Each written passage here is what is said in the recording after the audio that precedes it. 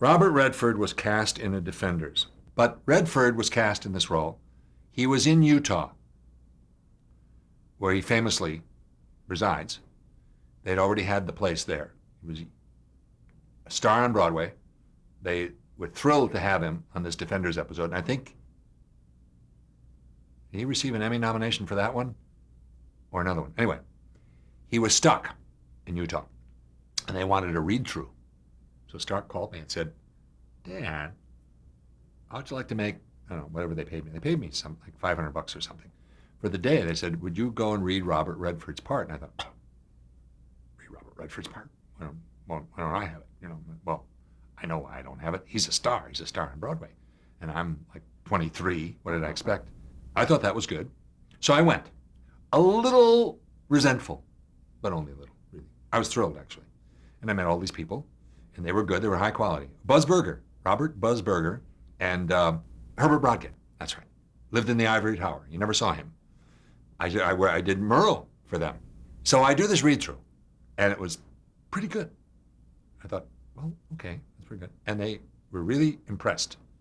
They said, well, and then they say the obligatory things, well, gee, if Redford weren't doing it, you say, yeah, right, sure. They were never going to give me that role. But it was nice of them, it was sweet of them. And I knew it was good. I mean, I thought I was pretty good. And Stark said, oh, I hear you were terrific. I said, well, what else are they going to say to you? You sent us a real loser? No. I said, yeah, I was good, Stark.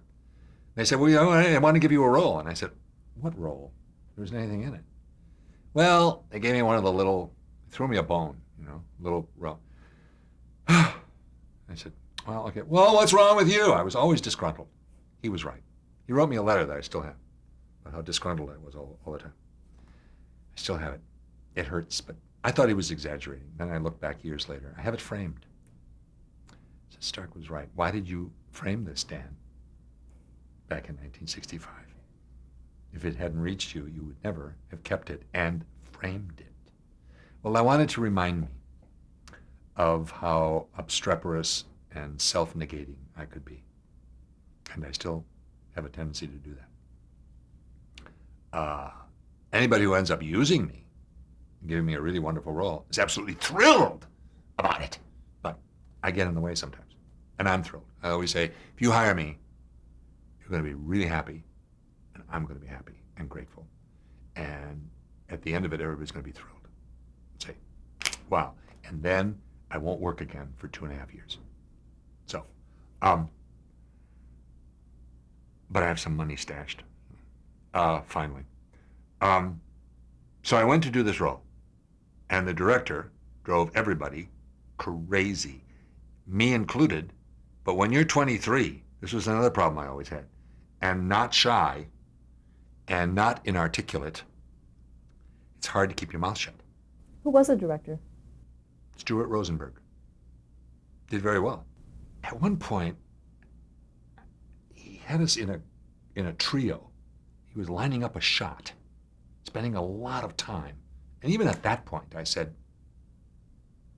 it's just a shot, it's a TV episode. And these people all know what they're doing, the regulars. So he has us up on a box, and then I remember this went on for a long time. Now, crook your right knee. Now, get him a box. Okay, put your left foot on the box, then put the other foot on this other box, and then get your shoulder in right here. No, a little to the left. Okay, now you move in here to the other two guys.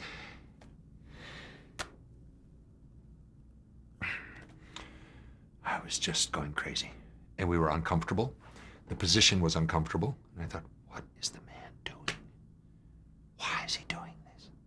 He was getting some composition shot in his mind. And I thought, where's the producer? I wish Buzz Berger was usually on the spot.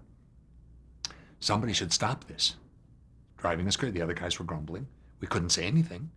And it was very uncomfortable. It was hot. And the position was literally uncomfortable. I was getting a cramp. And I said, what is this for? I'd done enough film work, a few things already. And I knew, you don't have to be that smart. It's not esoteric. This wasn't anything supremely complex. Anyway, that went like that. And I just had to bite my tongue off and just do whatever I was told to do. And I didn't like it.